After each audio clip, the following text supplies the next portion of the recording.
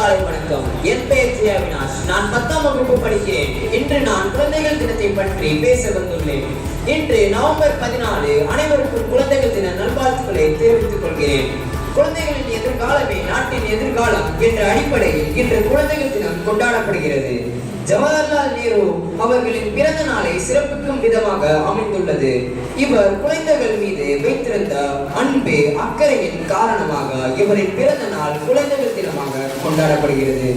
இதன் காரணமாக குழந்தைகளால் இவர் நேரு மாமா என்று அன்புடன் அழைக்கப்பட்டார். பண்டித ஜவஹர்லால் நேரு அவர்கள் குழந்தைகள் மீது மிகுந்த பாசமும் அக்கறையும் வைத்திருந்தார்.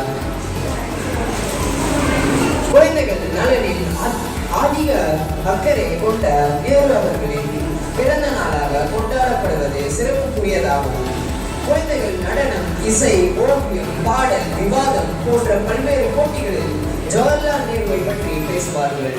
இவர் குழந்தைகளை நாட்டின் பலமாகவும் சமூகத்தின் அடித்தளமாகவும் கருதியதோடு குழந்தைகளின் உரிமைகள், எதிர்கால நலன்கள் போன்றவற்றை கருத்தில் கொண்டு பல நடவடிக்கைகளை மேற்கொண்டார்.